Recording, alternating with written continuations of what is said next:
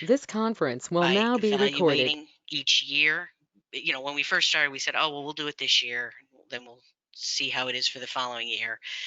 And then eventually we said, oh, well, when they get to middle school, we might send them. And then we reevaluated then, and it just didn't seem right. And by the time they got to high school, we gave them the option, and both of my boys, who are relatively close in age, said, Mom, we're too busy, we can't go, we have too many other things to do for extracurriculars. And it just fit really well with our lifestyle. It gave us a lot of flexibility, and it worked out really well for our family. Thank you. Tori, can you respond to why what your reasons were for homeschooling?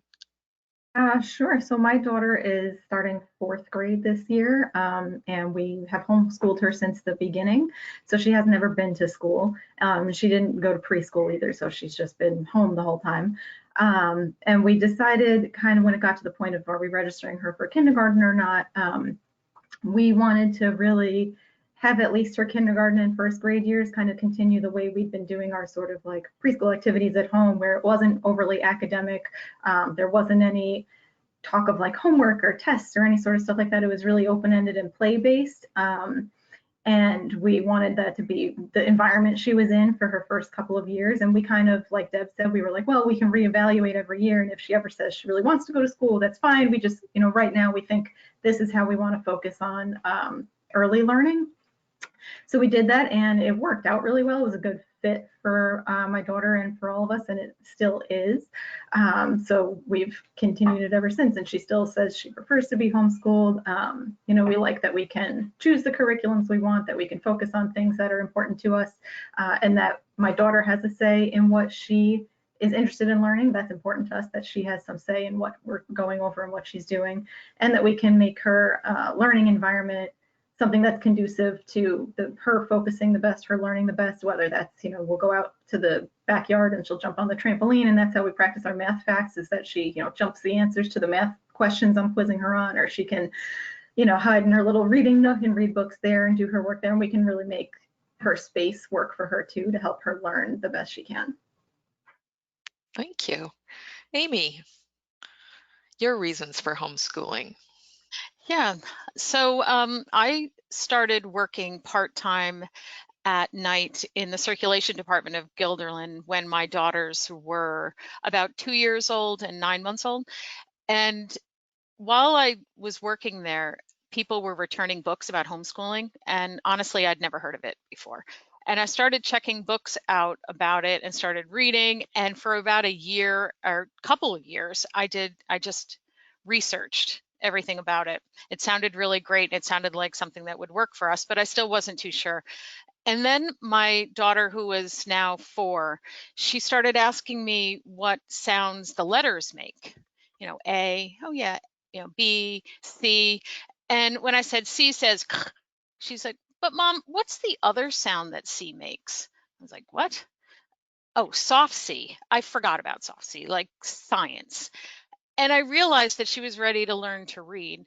So I went, here it was. Here is my chance to do this homeschooling thing. So I went and got this book, Teach Your Child to Read in 100 Easy Lessons.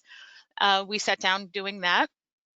She hated it, was falling off the chair. She was so bored. It was terrible. I was like, oh, well, I guess I can't homeschool. I guess that won't work. 2 months later, she just started to read on her own. And so the lesson for me was that it's possible with typically developing children that they want to learn. And the best I could do is provide her that, and both of them, the resources and the space, and get out of their way. And they did. And now my oldest has, graduated college, and my youngest is a senior in college, and they're doing just great. Okay, thanks, Amy. Kim, how about you? Hi. So I decided I had never thought that I would homeschool my kids. I always saw my kids just going the route that I went. You go to school, you go to public school, you go to college, you get your degree, do whatever. We did in the beginning with my kids. I have a 2-year, well, when they were babies, we did this something called Play School, which was a co-op of parents, and that was our preschool experience. It really wasn't preschool, it was just getting together and playing with other kids, and that was a really great experience for both of them. We then, when I was supposed to register, I registered my son for kindergarten. We live in the Berlin School District, and when I went to go and put him or bring his supplies to the school, something in my gut said, this is not right. And my husband and I had been talking about it. He was really wanting them to be homeschooled. And I finally realized that for kindergartners, I never liked the idea of sending them to school so that they could sit and be in a classroom 6 hours a day. I wanted to be able to teach both of my boys the way I wanted to, you know, where we focused on play, and we focused on not doing a tremendous amount of academic stuff before they were not ready for it. So we said, all right, well, let's give kindergarten a try. And then we just kept going from there and saying, okay, every year I would reevaluate, and I would say, okay, well, if I'm excited to get my curriculum for the next school year, I think we're still good to go. And then finally, when my younger son was in the 4th grade, he was having just trouble just not wanting to be homeschooled anymore. So I started looking into other schools, and they now go to Parker School in East Greenbush, which is actually a private school. And they're both thriving there because it is more like a homeschool environment where their learning style is not necessarily all just sitting at a desk and doing work. And, you know, there's a lot of research and a lot of academic stuff where they're collaborating with people. But we needed to stop at that point homeschooling. It was a hard decision to make because definitely, you know, I loved homeschooling my kids, but after a while I had to say, okay, I think I'm burnt out and I need to be done too, because I'm not giving them the best education that they could get anymore. So the homeschool reasons were really just wanting to make sure that the kids had enough time to be kids as long as possible. We didn't want them to be, you know, feeling the pressures of the school and having homework when you're in kindergarten and, you know, those kinds of things. And so we were able to be as creative as we wanted with our curriculum. We were able to look into the things that they wanted to look into. It was a great experience for the time that we did it. And who knows, we might go back if they decide, you know, we just really don't want to do it anymore, but probably not. They're probably going to go back, you know, continue on with school until they're done with high school. So that was me. Okay, thanks, Kim. So I'm going to ask this question of anyone on the panel. Other than the reasons that you have all collectively stated, are there any other reasons you know of that parents would choose to homeschool? Anyone can answer on the panel. I've definitely seen that people are, for religious reasons around us, you know, wanting to be able to maintain their curriculum and give their focus on the religious aspect of their lives and their beliefs. The other thing I've seen for others is homeschool or wanting to unschool, not wanting to actually, you know, doing unschooling, which is a more child-led learning aspect where they, you know, kind of do what they want to do, and you help them figure out along the way what they're interested in. But that's what I've seen, at least. Thank you. I know a lot of people also do it for special needs. They want to have individualized attention for their kids, and also athletics. If you are very, very involved in certain, as athletes, if you're involved in certain sports, it's sometimes easier to not go to regular school to have the flexibility of time. Thank you. Tori?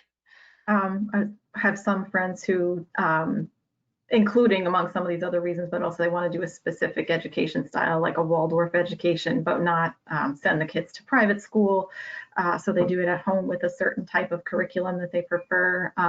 Or sometimes people do it because they want to be able to travel a lot. And sometimes people call it road schooling. And it's like you basically, you know, you're driving around the country in your RV exploring stuff, and obviously your kid can't go to a regular school while you're doing that. So you're just learning while you're on the road. Or, you know, various like interpersonal issues, like sometimes it's because of bullying or other things that might be going on in the school environment that you pull your kid out to not have to worry about those things anymore. Thank you. Yeah. And I would just say lastly, with what's going on right now, a lot of families are choosing at the last moment to stay home. Yeah. Oh, and one other thing, there was a kind of a big increase last school year in homeschoolers when the state mandated vaccine exemptions changed, and there were not as many people who could have exemptions from being vaccinated as they did previously. So a lot of people ended up, I think, homeschooling last year because they decided that they didn't want to vaccinate their kids to meet these new the stricter requirements that the state implemented. So they decided to homeschool for that. Yeah.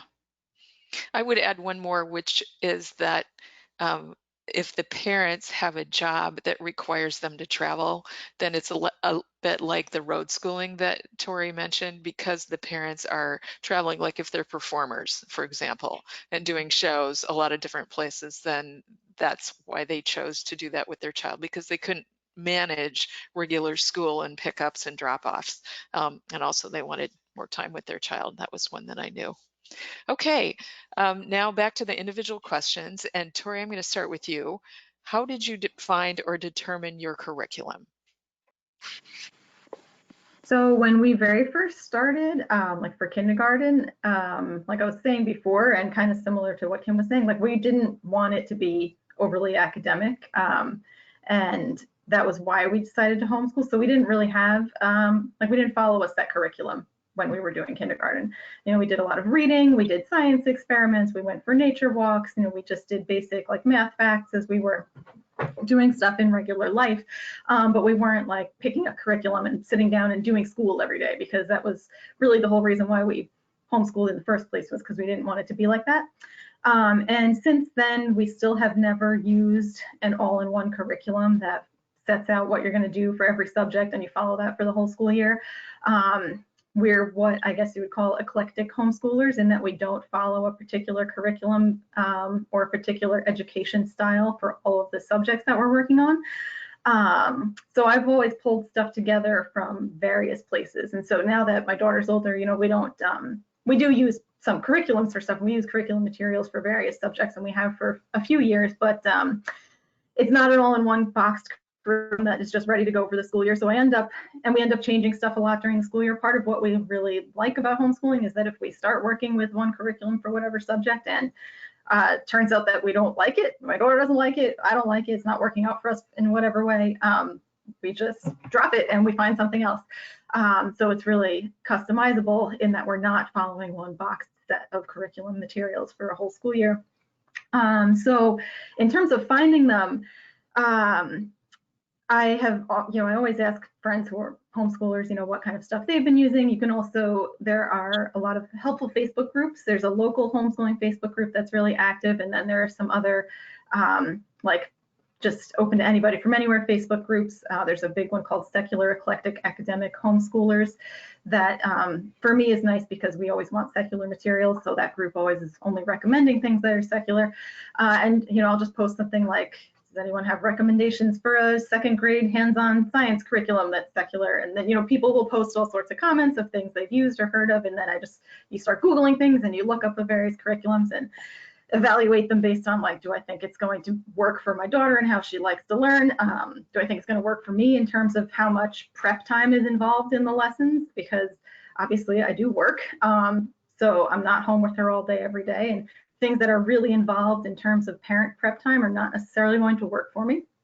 And then also looking at how expensive is it, because I don't necessarily want to spend hundreds of dollars on a curriculum when, like I said, we might scrap it and try something else if we decide it doesn't work for us. So if you can get like free samples of things, I'll do that, you know, try their little trials, or if it's an online program, sign up for a trial period and see how things work. I'll also, if there's something that goes along with it in the library that I can check out to look through it, I will totally request that and look through the library thing to try to figure out if it looks like it's going to work for us. And then I will, you know, and then we'll just try it. And if it doesn't work out, we try something else until we find something that works for us. Okay, thanks, Tori. Amy, go to you next. Well, I think Tori covered everything. That's she got it. And since she is currently homeschooling, she has the best resources for the way people currently look for information. Like there's a Capital Region Homeschoolers Facebook page. I think, Tori, you're a part of that or have been on that.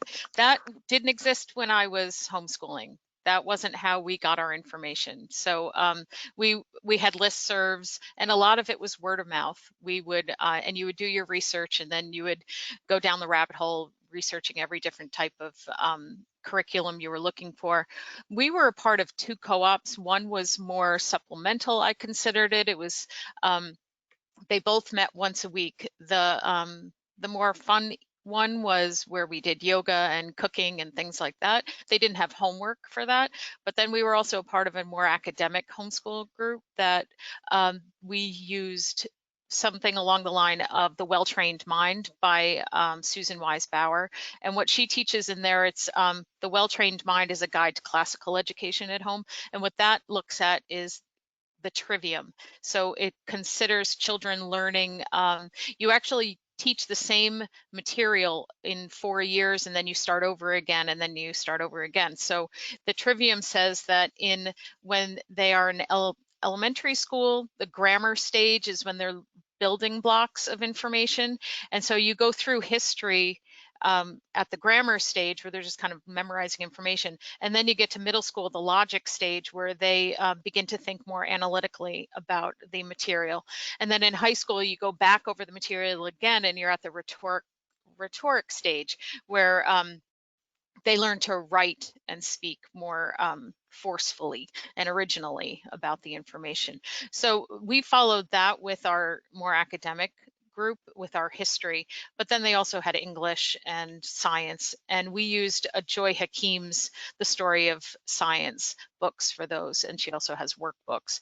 So I was always reading a ton of things. Like there are a lot of resources. I looked them up. They're available in Overdrive right now, and some are in Encore. One of the early ones I read was And the Skylark Sings with Me, Adventures in Homeschooling and Community-Based Education. That just painted such a lovely picture of a family learning together very organically. Also, John Holt, he talked about how children learn as natural as breathing, and he kind of made you feel at ease with that the kids will learn. The Teenage Liberation Handbook by Grace Llewellyn, that is basically talking to teenagers, like quit school and get a real life is what she says. It's pretty forceful. And so other books that I read, and but I think Tori's like in the golden age of homeschooling because she has so much information at her fingertips now that we didn't have then. And so that's it. Okay, thank you, Amy. Kim, how did you find or determine your curriculum? Like I pretty much did exactly what Tori did. The other thing was I used a lot of friends and family members. I had some cousins who were also homeschooling. So it was a lot of just talking to everybody. What curriculum do you use? What curriculum do you use? How do you like to do things?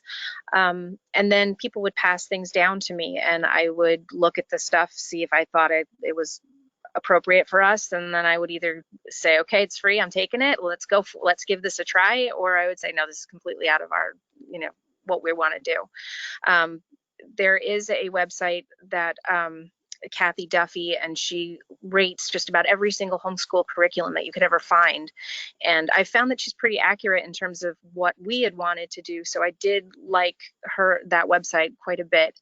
And in the beginning, we were very much like Tori. I did not want to have my kids sitting down and doing worksheet after worksheet after worksheet. We were playing a lot. We did a lot of but one of my favorite curriculums for the kids at that age was something called 5 in a Row, it was called. And it's just a fantastic model. And I'm actually hoping that I might be able to put it into our system sometime soon. But the idea is you take a well-known children's book, you read that book every day for 5 days, and then every day you do some kind of an activity based on it, whether that be if the book is set in China, you're going to read a book about China one day. If it's set in China, if that book is set in China, then maybe you'll do an art project based about China. Then maybe you'll read some more books, or you'll listen to music that's based about China, that's in China, or then maybe you'll go and do theater things. So it just gives you this beautiful, well-rounded week of learning about this book, learning about a culture. It's a really great. And so I actually got recommended that by another homeschooling mom. And the community of homeschoolers, I think, is what really helped in terms of figuring out what I wanted to do, because I heard what worked for them, what didn't work for them. There's a curriculum that I would tell everybody steer clear of, don't ever go nor near it, because it was so absolutely horrible. But that was the also thing that we liked about homeschooling. I could sit there and say, okay, we're going to give this a try and find out it doesn't work and it's terrible, and we're going to just put it to the side and we're going to go with something else this year. And you know, that's the nice part about we're not stuck in one we're not stuck on one path. And the other thing too is, yeah, a lot of people want that. I think that people some people want that, you know, okay, here's what you're going to do every single day. This is your plan. This is what you're doing. But for the younger grades, especially, I think that can be a harder thing to do, but it all depends on your style and what you want to do with your kids. So a lot of research, a lot of Facebook interactions. I'm on both webs. We also live close by to Pittsfield, so we're on the Berkshire Homeschoolers page as well. And the amount of material that you can get and suggestions, and so it's a lot of reaching out. It's a lot of research, and it is, like you said, a lot of going down rabbit holes and being like, oh my God, I don't know if I can do this, because there's so much. And then that's when you have to, I relied at least a lot on friends and people that I knew from the library who are already homeschooling. So I worked part-time when I was at the library while I was homeschooling my kids. So a lot of what I got was from other homeschooling parents who were like, you know, give me we did this or we did that, and I would check it out and say, oh, this works perfect for us. So that's pretty much it. It was a lot of research. Great. Okay, Deb, I think you had a little different experience. Mine was similar, but not exactly. They had already said a lot of what I would say, and they said it very well, I thought. The only thing I would say is we just finished homeschooling my last. It's kind of weird not to be gearing up this fall and doing it. And so I've been very introspective about it. And in retrospect, I wish that we had been doing it more like what Tori was talking about when they were younger. I was so afraid of them missing something that when I asked around to all the other homeschoolers that I knew, I looked at all the different options they had, and I just wanted it to be really academic. And I wish that over time it became less academically rigorous and more geared toward what they wanted to do, more unit study, that kind of thing. I wish we had done it sooner. I think it would have been an easier time for us. I think that all three of my children are, you know, they're doing very well, and they're done with college now, but the one's just starting, and I think they're doing well. They tell me that college is actually kind of easy because they're so used to doing so much at home. But I wonder if in my strive to cover everything so they wouldn't miss anything, did I miss other things that were also important? And I'm only bringing that up because I think that other parents, when they come in, especially when they're starting, and it's something that I've noticed when they're coming in now to ask, you know, for recommendations of curriculum and things, that they're so worried about covering everything, that my message to them is try to stress less and just enjoy your kids, because you do know what's best for your children as students, and it'll be okay. Okay. All right, moving on to the next question. And Amy, I'm going to start with you this time. How did you, or how do parents you know, use the library to support your homeschooling? Yeah, so I don't know a lot of homeschoolers right now, but when we were homeschooling, oh my goodness, we had mountains of books out all the time. At my local library, which is Guilderland, which is where I work now, they had a limit of 50 items per person. I was constantly up against that. People laugh now when I tell them the limit is 75. They're like, oh, I could never make that. Oh my gosh, I easily was hitting close to that all the time.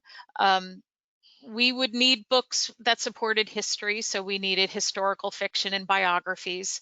For English literature, we needed classics. We needed books for the girls to read on their own and for read alouds.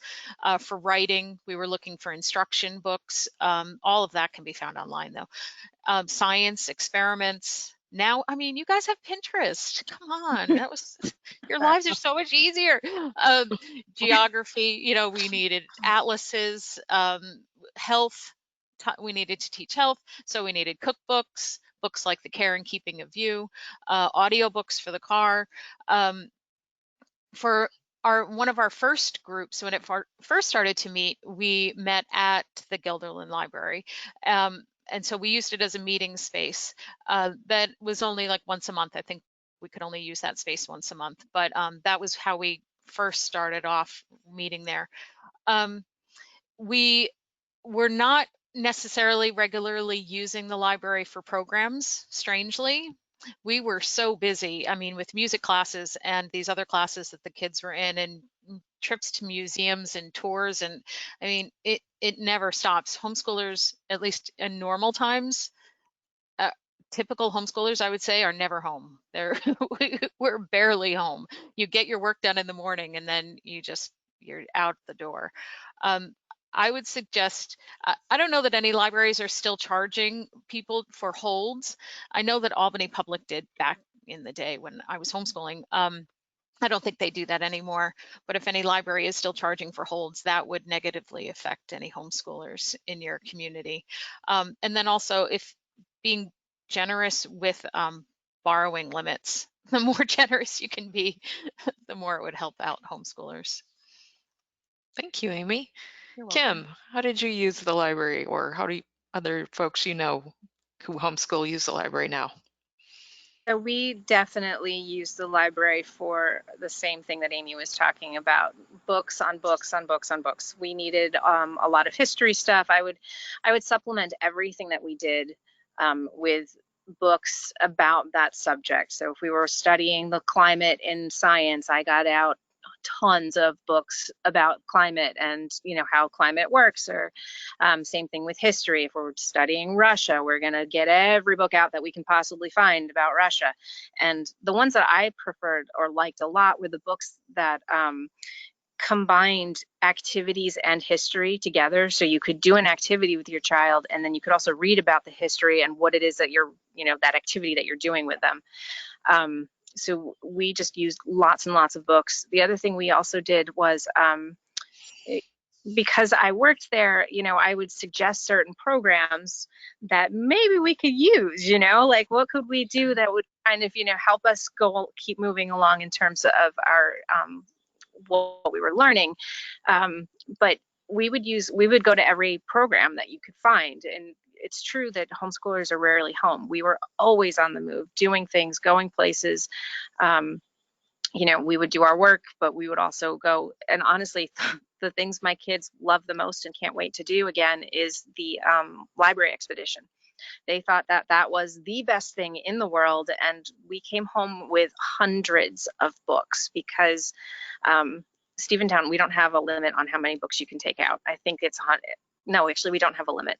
Some places, we do, but that actually helped us a tremendous amount too, is to not have a limit on how many books, because I would take books out, read through them, figure out what worked for us best, and then, we would use what we needed.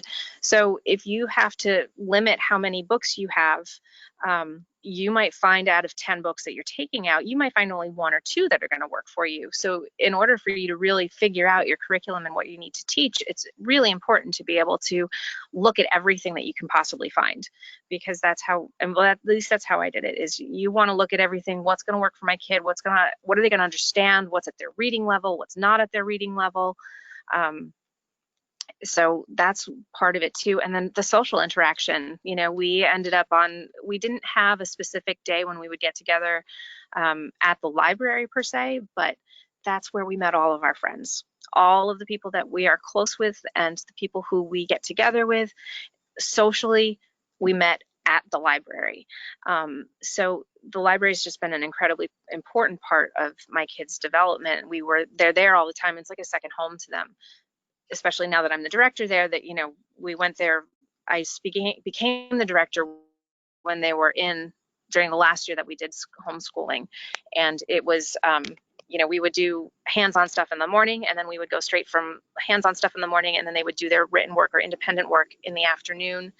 Then we would go to our gymnastics practices and music classes and all the other things. But we were at the library so much that they were able to then also, I was able to teach them how to find the information that they needed, which was great. So, it was a good spot for them to be able to, one, get out of the house to do their work, but also learn how to be able to work when you've got other things going on. How are you going to, you have an essay to write and there's people around. Can you learn how to focus a little bit more, or can you sit down and do this stuff? And it was a struggle. I'm not going to say it was perfect, but it was definitely a struggle. But the library was huge for us in terms of homeschooling, and it's still the place that they love to come.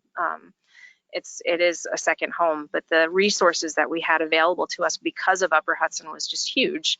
I was able to interlibrary loan so many materials that, I think we were able to get a much better understanding of a lot of the subjects that we were doing because of all those books. Yes, you have the research on the internet, but they also need to learn how to look at a book and find information that they need to find. And how do they research when you're, I know we use the internet so much, but I was really focused on making sure that they knew how to do things with a book specifically, instead of just going and typing into Google, what is the or on Mars, I want them to be able to find that information instead in a book. So Sure. that was okay. Yep, great. Thanks, Deborah. I agree with everything they both said, so I don't have a lot to add. I guess I would just have a personal story to add. When we started, I did not work at a library, and we lived in Rhode Island, and we had a small library there, and we would go every week, and my kids loved going. And when we decided we were going to move to New York, the first question that they asked me was, will we still be able to go to the library? And when I said yes, they said, okay, we can move. So that's how much they love going to the library. Love those kids. And then the other thing is my second son, Josh, he came home one day when he was in college, and he said to me, Mom, these other kids don't know how to use the Dewey Decimal System. We had to research for a paper, and I had to teach them how to do it. And I was proud of him that, he had picked all of that up, and he knew that just from being in the library all those years. So I think it's a good environment for homeschooling. Wonderful. Thank you. Tori. So we do a lot of the same stuff like everybody else mentioned already. We always have a giant stack of books out just for pleasure reading. I wouldn't say that my daughter is at the library. Well, in normal times, assuming things are normal, not like now, but in normal times, she wasn't necessarily doing a weekly trip to the library just because I'm there every day, so I'm always bringing stuff home. But all of our homeschool friends do at least a weekly trip to the library, if not more frequently, and stock up on books, both just to read for fun and for stuff that they're using for school stuff. So besides just things to read for fun, I also I'll check out books that go along with our history curriculum, historical fiction that goes along with the topics that we're reading about, books to read aloud together besides stuff that my daughter reads on her own. For our homeschool group, I used to, when they were all littler, I would check out a giant stack of picture books for every week for the story time part of our homeschool group. And now that they're older and they do different sorts of projects, if we're working on whatever topic for a month, I'll check out, a gigantic stack of 50, 60 books on whatever that is, and bring that, and the kids do their own research on whatever the topic is and work on their projects that we're working on. I've also, kind of similar to what Amy was saying a couple questions ago about checking out books on homeschooling and different types of educational theories and things like that, and ideas for projects that you can do for homeschooling. So I've checked out, tons of stuff like that, and still read some of those things too. My daughter goes to library programs pretty regularly. She does the summer reading program every year. We meet our homeschool friends for library programs. We also meet up with them just at the library as a space to hang out. And then kind of like Kim was saying, when my daughter was a toddler, we just met, people we met at the library just because she was there playing, became her play group that she met with weekly for 3 or 4 years. Actually, it must have been 4 years. I think they were all one when it started, and then it kind of stopped when the kids started going to kindergarten and some other people moved and whatever, but they saw each other every week for 4 years straight, and it was just because they happened to meet at the library, even though they weren't necessarily homeschoolers. And now we meet up with our homeschool friends at the library just as a place to get together, again, in normal times. But yeah, I mean, we use the library a ton. And if I wasn't working there, I think we would be there every week just to check stuff out for ourselves to read. Sure, thank you. So strong resource plus a community center, a real place to meet other folks who have kids the same age and maybe do the same things you do. So next question, and Kim, I'm going to start with you on this one. On this question, even more than the others, perhaps, I'm going to ask our panelists to use their unique knowledge as both a parent who has homeschooled and as a library insider, as a staff person.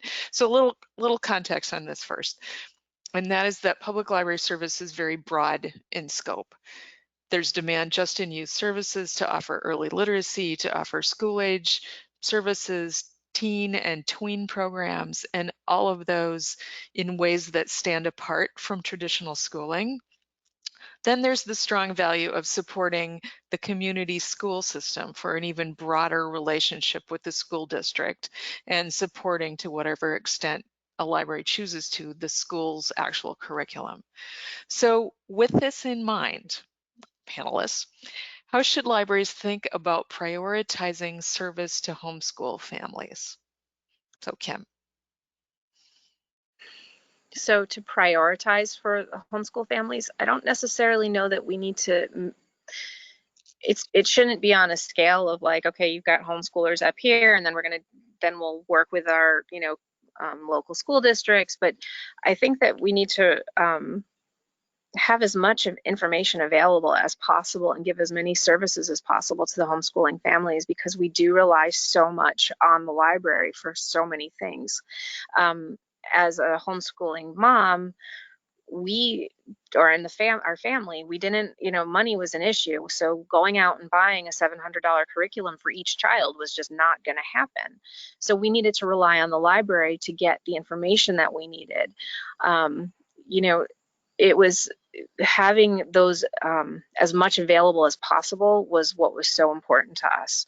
And then as a library director, I wanted to make sure that our homeschooling families felt as welcome as possible into the library, that we had a support system for them, that they know that they can use us, because there are a lot, especially now, you've got homeschooling families who think that when you homeschool, the school district is going to tell you what they have to teach.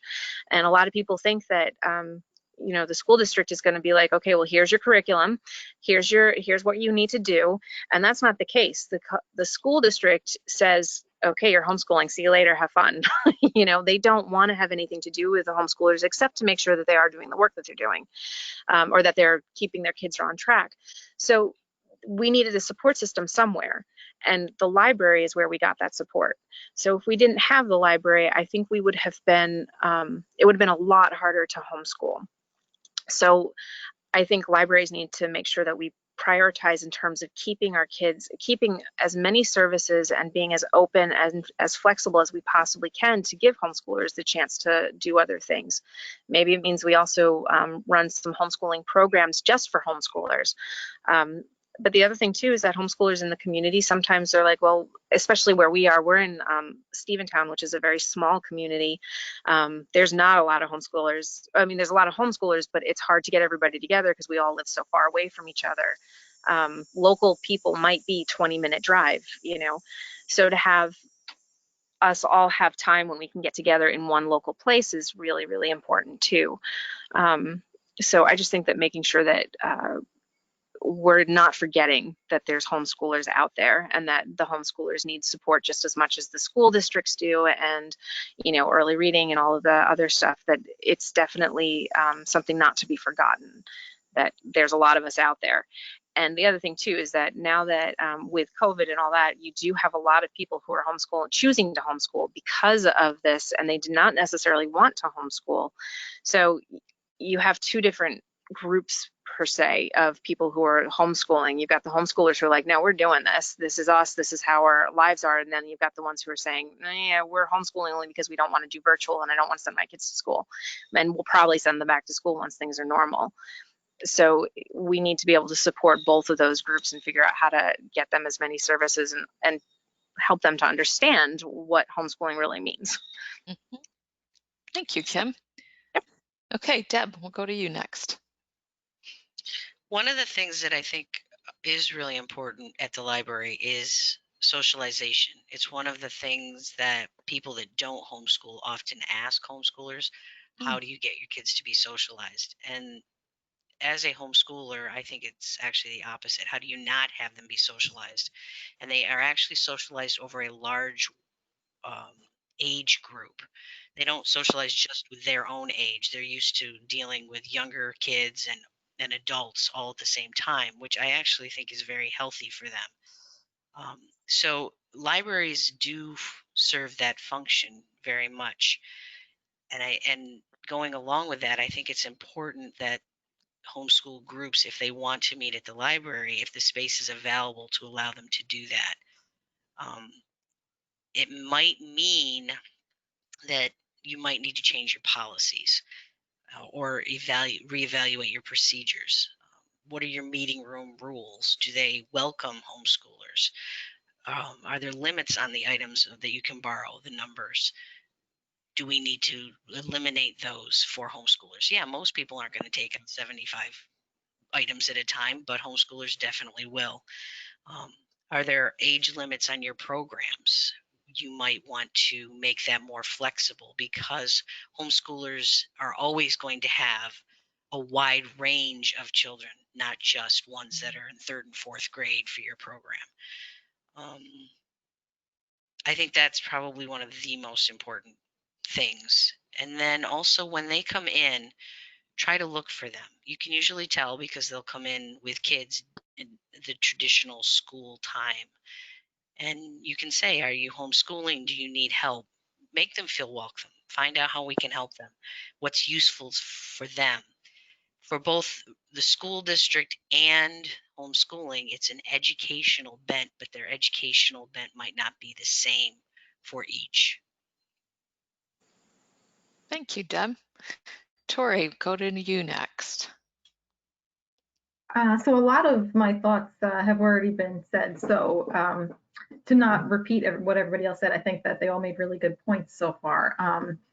And I think one thing that would be helpful just in general, but also this year when there are a lot more new homeschoolers in terms of sort of prioritizing service to them would maybe be putting together some resources that you can have available either in the library if you have people coming in, or at least on your website that are just resources for homeschoolers so that people maybe if they don't know where to start can get some sort of idea there. And we do, provide resources in terms of things like, if this school project is going on here, we're going to get ourselves ready at the library so that people can come in from school and have the things ready for that project. So sort of trying to do something in that vein, but for homeschoolers being like, well, here's a website that has resources on, where you can look for different types of curriculums and how you can decide maybe what type you want to use, or here's a link to the New York State homeschooling regulations so you know exactly what you have to be doing to be in compliance. Like Deb said, using meeting rooms if it's, again, like in normal times, being able to use meeting rooms and whether you might need to make adjustments to your meeting room policy to allow for that. And doing things like library skills classes and things like that for homeschoolers, which could be open to anybody, but there is a requirement for 7th through 12th graders in the homeschool regulations to do library skills so that you can help meet those needs of the homeschoolers in your community by providing a class on that they can put down that they've done that. Maybe something like getting kits ready for unit study kits for people to check out, the same way that for my library right now we're doing book bundles and other things that people can kind of request and fill out some information on a form, and then they can come and collect those things from our curbside pickup. And so for homeschoolers, maybe something that would be like a unit study set where you have some fiction and some nonfiction and ideas for activities on whatever different topics, and people can come and grab those and go without needing to be in the library for a long time in person to gather up those things, because that may not be something that you could do at your library right now, is have people in there browsing for a long time. Thank you. And we'll talk a little bit more about web resources and something that we're putting together that you can draw from at the end. So Amy, I'll turn to you. Hi. So yeah, everybody is saying a lot of the same ideas that I had here as well, thinking about connecting to homeschoolers and offering programs during school hours during normal times would be nice. That you don't say that it's only for homeschoolers, it just happens to go on during school hours. So you're going to get more homeschoolers. And of course, having a wide age range is helpful because of what they had said about siblings often being in tow. We at Guilderland, so we have story times in the mornings most days of the week, and then we have this little bit of time in the afternoon that's quiet that we use for weeding or program planning and things like that, meetings. But once a month I could use that time slot to offer a homeschooling program that wouldn't be too big of a deal. We could also do things like Deanna McGregor last week suggested offering programs like a back to school program for parents, walking them through the homeschooling process, like how to do IHIPs, which you have to submit to the schools in the summer, telling them about your intent to homeschool. And an IHIP is the individualized home instruction plan, and helping parents with filling that out. And then parents also have to submit quarterly reports to the school districts, helping them with those, and year-end evaluations. So similar to how we do programs for parents and for kids who are applying to college, we could kind of do that for homeschooling parents. And I wanted to just piggyback on something Deb said about the socialization. It's true what they say about how homeschoolers are, it's sort of a one-room classroom there with all different aged kids, and they're in our homeschooling world, my kids called all the adults by their first name. That was just the way it was. And what that familiarity allowed them was when they got to college. Now, I wanted to just back up and say that I homeschooled my children until high school. They went to Emma Willard for high school, and then they went to college after that. So when they were in high school and in college, because of their experience as homeschoolers, they had no problem talking to their teachers after class and professors. It's just common sense to them. If I have a question, I'm going to go to my professor's office hours, or I'm going to talk with them after class. And I think that came from their being familiar with that approach in homeschooling, which a lot of their traditionally schooled peers struggled with that and would have a hard time going to talk to professors. So those are the ideas. And I know our next question is going to talk more about more concrete ideas of things that we can do. Okay, thank you, Amy. And next question, and Deb, I'm going to start with you on this one. And this is actually a three-part question. So using your unique knowledge as a parent who homeschooled and a library insider, what, in your view, is the minimum libraries should do to serve homeschool families? What is the ideal, so the other end of the spectrum? And what have you found to be realistic in the library that you work at? So the minimum would be that you provide books and the ability to research. The biggest benefit for a library is interlibrary loan, because obviously no library can hold all the books that any homeschooler would obviously want. The ideal is that you were able to provide full curriculums of many different varieties. The thing that would be ideal for me that I would love to do would be to have databases more than just the basic ones that we already have. When I was in library school, one of the things that I loved was the ability to access the academic databases that are there, and I wish we could afford to offer more of those because they are so expensive. But it would definitely facilitate research for these students. It would also be ideal to have group meeting space with programming geared toward their interests, parent support meetings, Chromebooks and hotspots to lend out so that they could use those at home when they need to. The kits that have been mentioned, the grab and go kits, that kind of thing, where you have a science project and you put all the things that they need to do the project in this box or a bag, and then they can do it and then bring it back. And as I mentioned before, policies, you might need to reevaluate those. Realistically, though, not everybody can have all those things. So we could have some curriculum, we could have some databases. I think one of the things we're going to be doing here now is we're going to do a homeschool educational display to try and encourage parents to find the information easier. And we're also going to be putting links on our website to provide information. The basic things that people need to know are, what are the regulations? What do I need to do? When do I have to do my quarterlies? How do I fill out my IHIP? So we can help them do that. And I think a website will do that very, very easily. Thank you. Tori. So I think a minimum level of service would just be to be aware that there are definitely homeschoolers in your area, even if you don't know who they are. There are probably at least a few, and that they are probably big library users, and that their library needs might be slightly different than kids who go to public school or private school. Just to, sometimes I think people don't even think about it because maybe there are not that many homeschoolers, or it's not something that's on your radar. So just being aware that they're probably there and they're probably big library users would be kind of a minimum. In ideal world, I think things that would be really great to help libraries support homeschoolers would be things like having daytime programs that are open to a large age range and have different things for different ages of kids or teens that show up together to the same thing. Having library skills workshops, especially for the older grades when that is one of their requirements. Having reservable meeting rooms that are workable for homeschoolers, like Deb was mentioning about policies.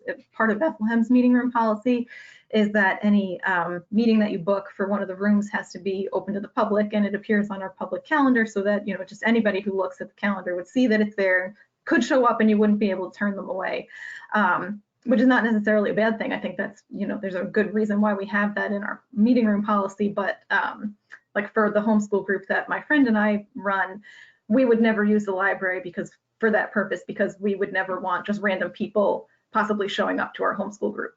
So that would never be a workable space for us to meet in for our group. So, possibly seeing if there's a way you could work out some of your meeting spaces for homeschool groups to be able to use them. Also having things like unit study kits for checkout, where you have a particular topic and you have materials for fiction, for nonfiction, for activities, for all sorts of things you can do to work on things for that unit study. Having curriculum texts in the library collection so parents can preview them and check them out and use them. I think creating a homeschool resources page on your website that would include links to the state regulations, having parent guides to choosing curriculums, and lots of materials in your collection, even though they may not circulate quite as much as other materials in your collection. As far as realistic things that I think that we could do at my library, right now, while we're very limited in terms of being open and programming and things like that, we could definitely create a homeschool resources page for the website and put a lot of information on there. I think we could definitely add some books on homeschooling and curriculum to the collection, because obviously people can check things out currently.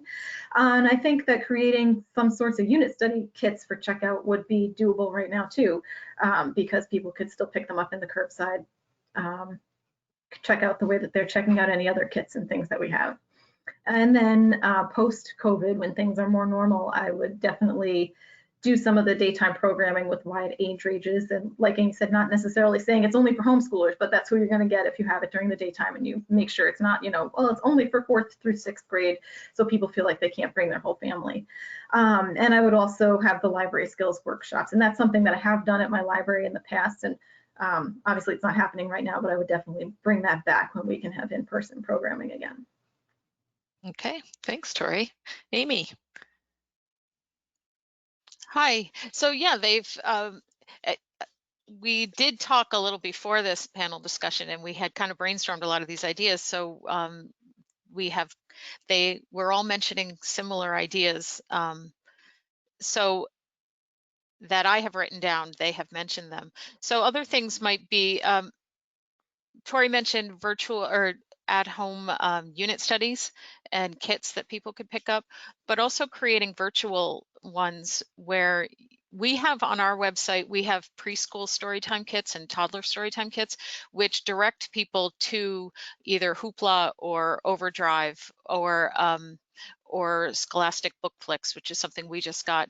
And so the books are available there, and then we provide other resources like YouTube videos for songs and rhymes. And we're going to use that similar template for elementary and middle school aged kids creating these kits, these unit study kits.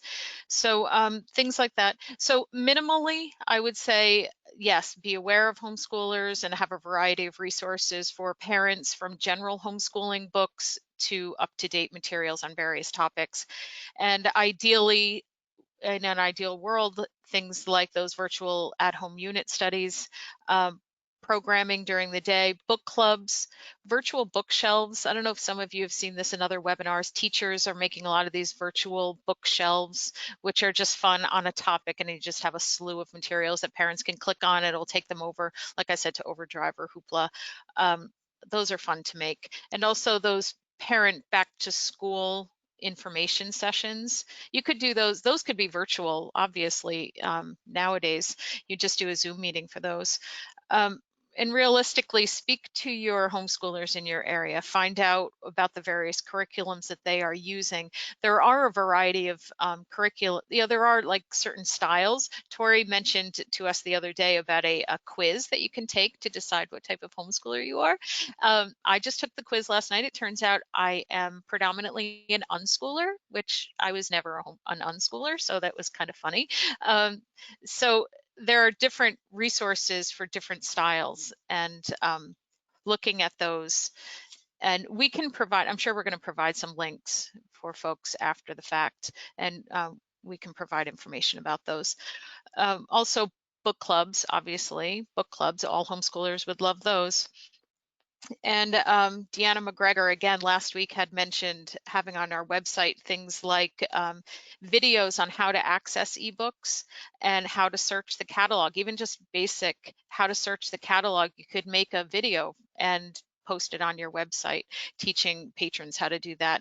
And then include also links to Common Core standards, New York State Education Department website, homeschool regulations, local school districts academic pages, which at least in Guilderland, they have that broken down with the topics that are covered in each age group. So those are my suggestions. Thank you, Amy. Kim, anything to add to, to what's been said? Oh, you might be a little frozen for us here, and we can't hear you.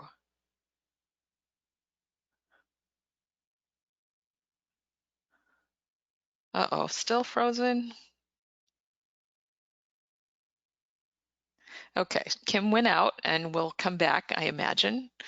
In the meantime, one of the things I wanted to mention as you were talking about homeschool parents is that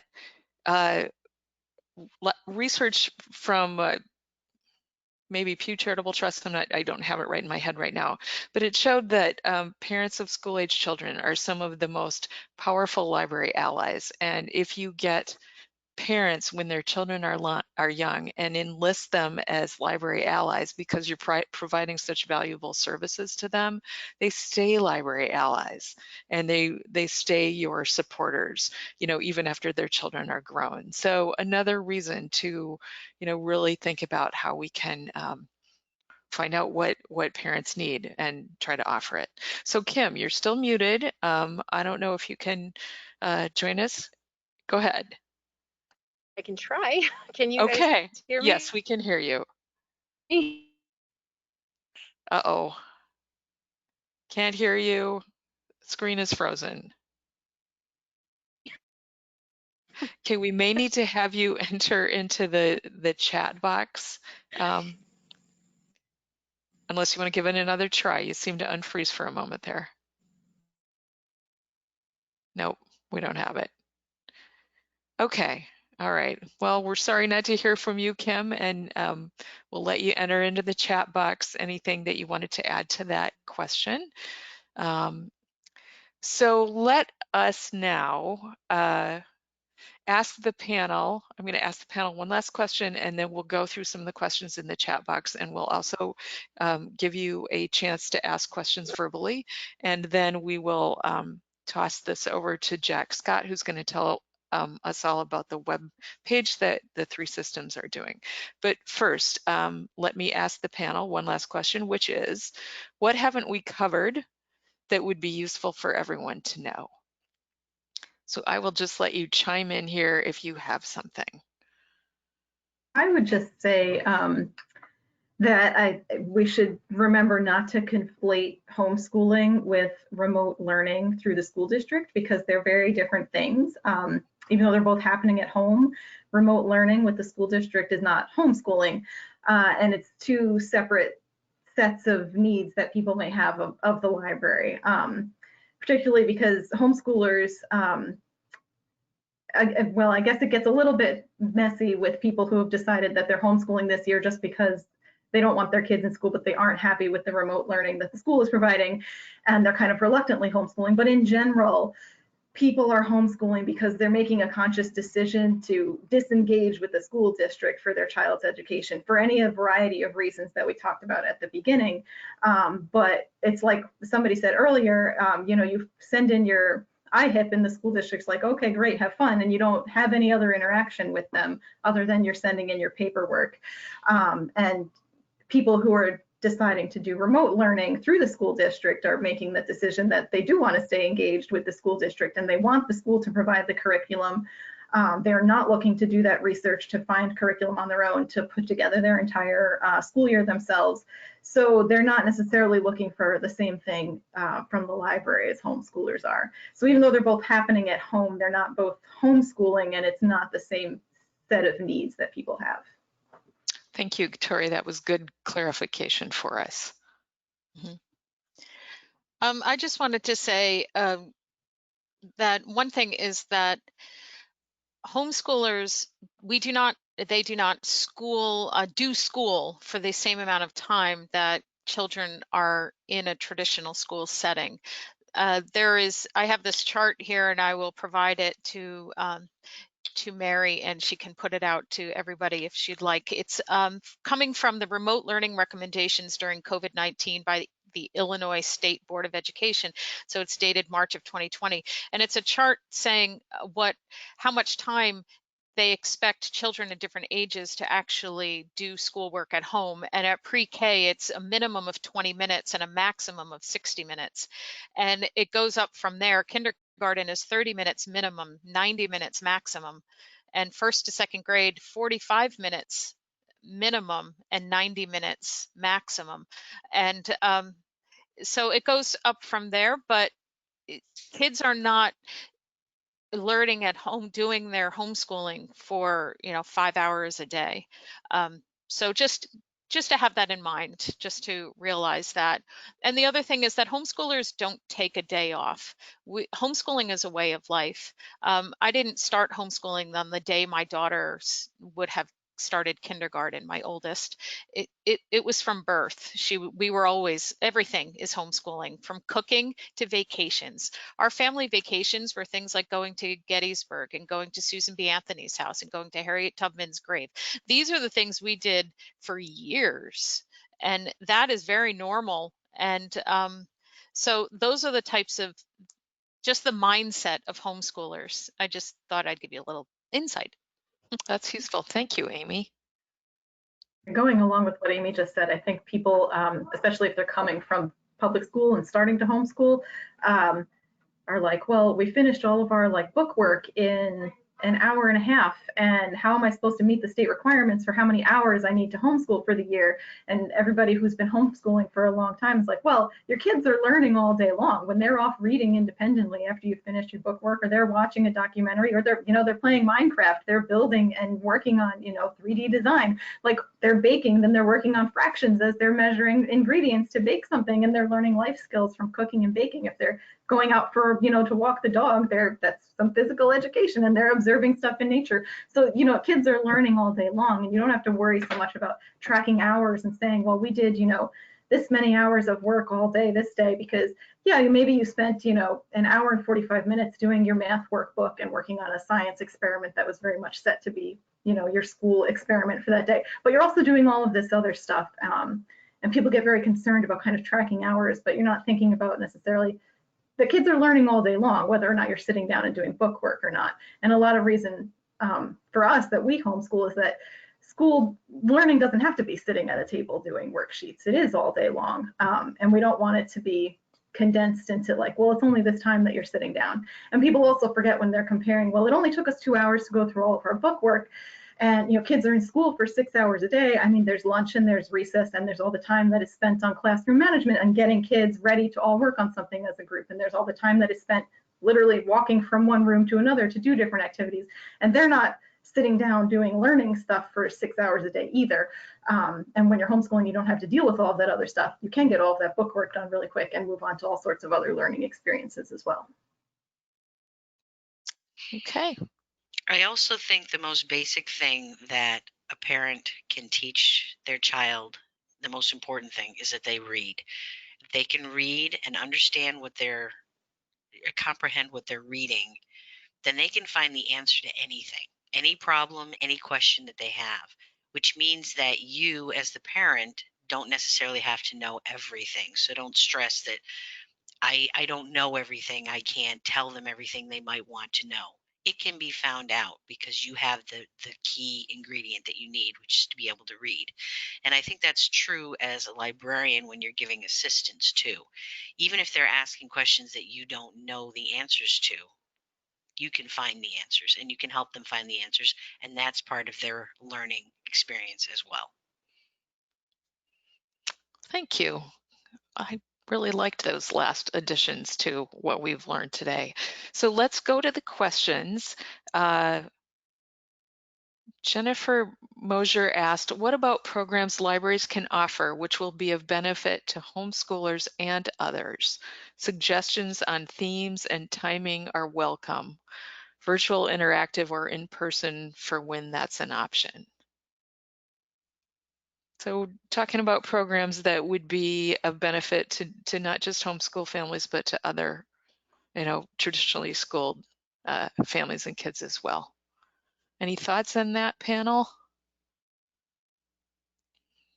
I mean, I think just any programming that you're doing on any topics that kids or teens might find interesting would be beneficial for anybody who's coming, homeschooled or public schooled or whatever the case may be. I'm sure even if you don't realize it, you've got homeschoolers coming to your regular library programs right now. And so, I mean, there might be things that would be more homeschool school specific, like a library skills workshop that maybe public school kids are getting that kind of thing in their library class at the school library. But if you just did, like a STEM program, you'll get anybody who's interested in that, and that would be, homeschoolers, public schoolers, anybody, or an art class or whatever, whatever kind of program you're offering. It would certainly be of interest to everybody. Good, thank you. I'm sorry, Amy? I was just going to say also book discussions, of course, virtual book discussions. Anybody can participate with those. We've talked about having classes during school times. We could still do that, offer a Zoom program during school hours for homeschoolers. And themes, just about anything, I would say, like Tori said. Yeah. So Ricky talks about classroom visits and asks whether we could adapt classroom visit activities like simple science experiments or story time and present them in the library to homeschool families. And I think that's a comment about using something you've already prepared for a traditional classroom to then repurpose that and use it in the library for homeschool families. Seem like something that would be useful for homeschool families? Okay. All right. Linda asked if the recording of this session will be available, and it definitely will be. We started a little bit late because that's something that's always hard for me to remember. See, I need that app about being a super MC of a meeting. Let's see. Deb, I'm going to mention what you put in chat. Going along with what Mary said about advocacy, if the kids are in the library when they are young and have positive memories, they will also grow up to be advocates for the library. Yes, yes. Okay, a question from Linda. If parents have decided to homeschool their children because of behavior problems at school and are struggling to help change those negative behaviors at home during homeschool, what suggestions can you make about dealing with oppositional issues? And, Linda, we might possibly need you to elaborate on that a little bit.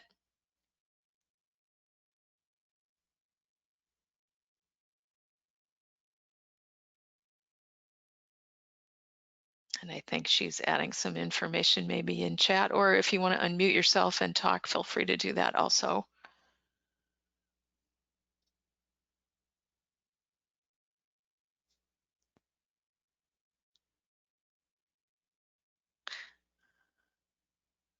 I do know that's something that one of you mentioned in the beginning, that sometimes parents will homeschool because there's some maybe developmental or behavioral issues. So Linda mentions that a child who has ADHD and refuses to work at school and is behind as a consequence of that. So that's kind of a situation that we haven't talked about with homeschool. So Amy or Tori, either. Amy, you want to start? Yeah, sure. I didn't experience that with my own children, but I remember reading about it, and I'm no expert, obviously. And so talking with the family doctor or experts would be a better place to look for information. But I remember reading about children needing to go through a process of deschooling, of maybe if they experienced bullying in school, if they were feeling, under attack in school, maybe they were not getting positive messages for the way for their schoolwork, then coming home gives them an opportunity to kind of relearn, get a new relationship with schooling and learning. And it can, I can imagine it feels like forever, but people would say you need to give children a few months of being home and just not having anything expected of them, strangely enough, but allowing them to chill and kind of start to grow and improve over time. I don't know if others would have other advice, but maybe looking into this concept of deschooling. Mm-hmm. I was going to mention the same thing, sorry, that Amy said, and it's not something that we personally dealt with either, but that I've heard other people talk about, that basically if you're going from a public school environment to homeschooling, particularly if you're doing it because you were having some sort of problems or issues in the public school, that this like deschooling period is pretty important, and it's just kind of like a recovery period to just recover from, whatever traumatic things were happening at school, and to not have these academic expectations placed on you. And one sort of like guideline that I've seen people discussing online is to give kids a month for every year that they have been in school. So if they've been in school for 3 years, give them 3 months where you're not assigning any sort of lessons or doing any sort of formal schoolwork. You're just letting them kind of decompress and get ready to start learning in a new style, in a new way at home. Really helpful. Deborah. I think that you're going to have to take a different approach. You can't think about it in a traditional school way. You have to work with the student and what their needs are. The hard part is figuring out how to do that. And I do know that there are support groups for special needs within larger organizations. The only one I really know of, I don't know it personally because we never worked with it either, but HSLDA, the Homeschool Legal Defense Fund, they do have a portion of their group that deals with support for parents that are homeschooling special needs children. And I believe there's also one in the Homeschooling New York that used to be called LEA. they have a special needs group too, because I know I've heard them speak at different different meetings about that kind of thing. So I would reach out on Facebook, ask if people are involved in some of these groups so that you can find experts and advice on how you might approach schooling people with special needs. Thank you. I would also just add, whether it's for a student with special needs or not, just to remember that homeschooling does not have to look the same as school in a classroom. And if your kid, whether they have a diagnosis of some sort or not, just is not functioning well, having to sit down and do worksheets, you don't have to sit down at a desk and do worksheets. You can find some other way that is more compatible with their learning style. And because you're at home, you have the freedom to do that. You don't have to say, well, we're stuck following this curriculum and we have to get this much done by, the end of this year. You can rearrange things in a way that works for your kid and for your family. It doesn't have to look like what anybody else's homeschool looks like. It looks like whatever works for you. Thank you. So momentarily, I'm going to toss the conversation to Jack to talk about our website. But first, I just wanted to remind you that the third part of this series is on Wednesday, October 14th, also from 10:30 to 12. And this is going to be more of a discussion because we really want to bring in the other aspects of homeschooling, which are the parents who are schooling from home now, but using the school's curriculum. They're kind of doing the virtual learning. We will have had a month of having that under people's belts by then. So we'll hopefully know a little bit more from, some of our folks on this call who are actually doing that with their kids, or from our patrons in the library. We'll have some feedback from them. So that's going to be a chance for us to share and pool information on that and think about ways that the library needs to maneuver or pivot a little bit to offer different services to the folks who are doing that kind of schooling. So having said that, now I am going to ask Jack to talk about our website. Oh, there we go. Just had to unmute myself. So we've been working on creating there was a lot of discussion about resources, and there was a lot of resources mentioned during this presentation. So we are working on building a resource tool for our libraries for you all to be able to build your own resource web page for your community. So some of the things that we're adding the previous video, we'll be adding this video to the site, and we'll be sharing it all with you.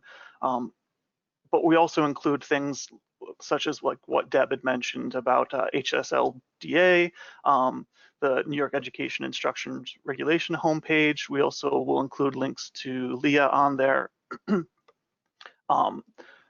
We're including sort of community resources, Facebook groups, and so the idea is you could come to our site, get the information you need for your community, and build your own site for your community. We're also sort of trying to highlight library resources.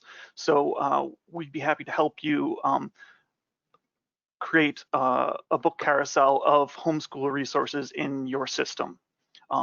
We're also working on building the same sort of book carousel using Overdrive materials. So there would be a carousel of homeschooling materials.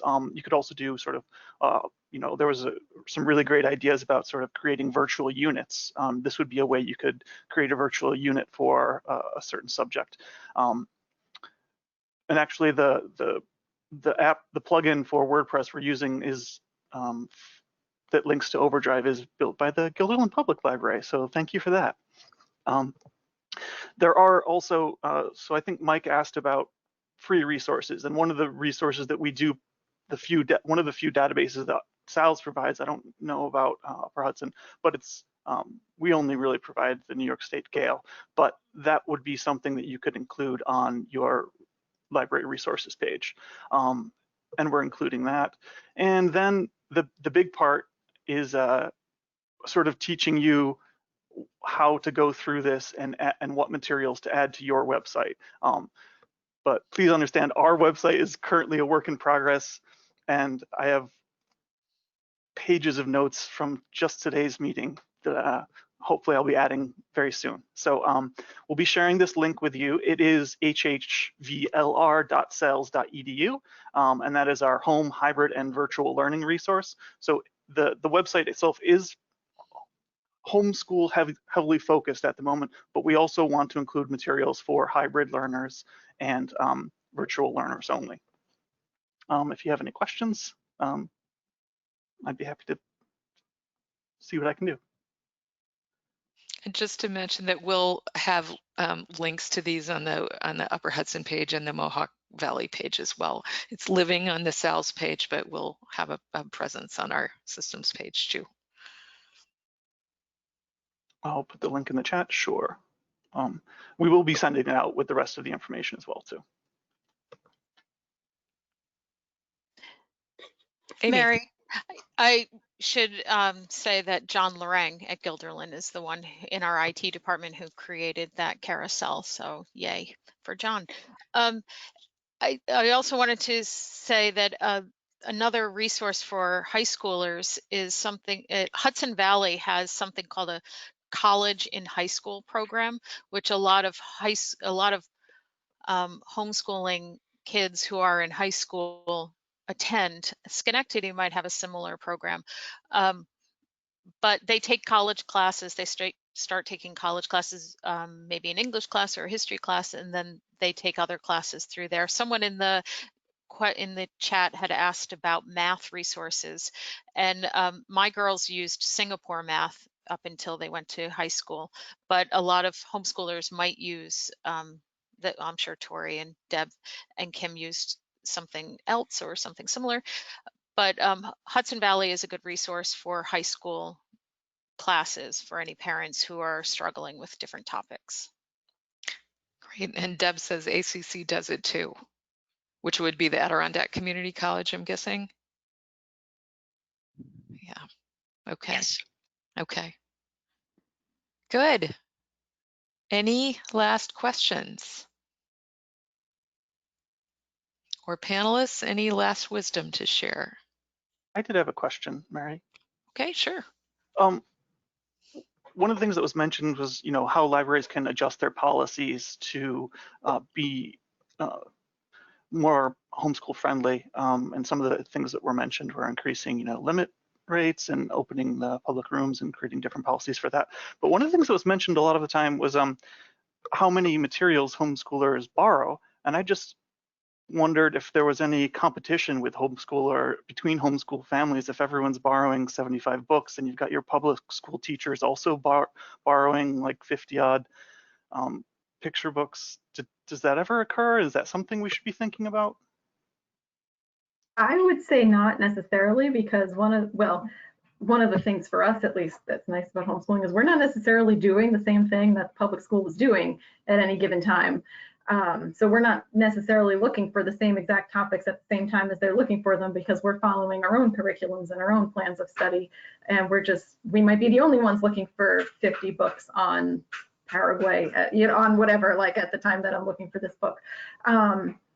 And as far as other things, I haven't ever heard any homeschoolers I know mention that as an issue. I think we are all definitely taking out tons and tons of books, but we're all studying such diverse things and taking out books just for pleasure reading that it's not an issue that I've ever run into or had a friend or someone I know of mention as an issue, just because there's such a wide variety of things going on at any given time. Thank you. Anyone else? All right, well, look for the recording of this session.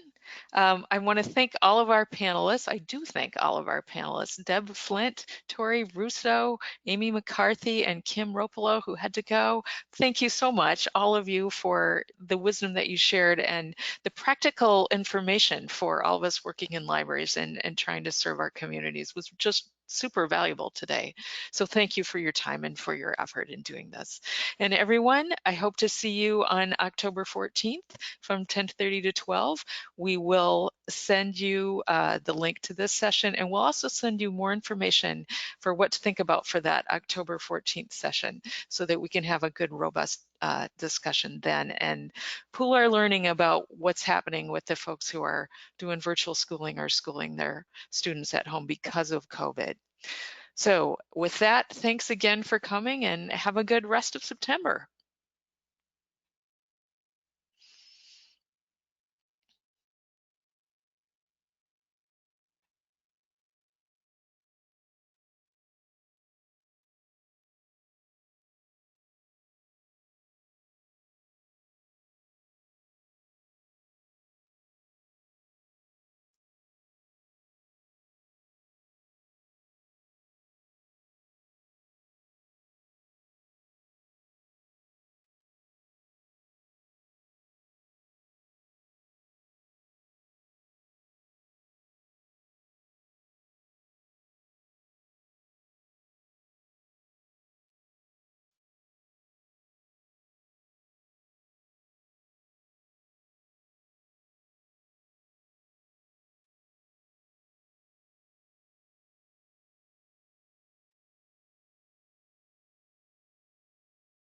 This is my favorite part. What, dismissing people? Watching people leave. I just dismissed a few. Okay, I think it's just We could us stop here. recording too, yeah. Oh, good idea.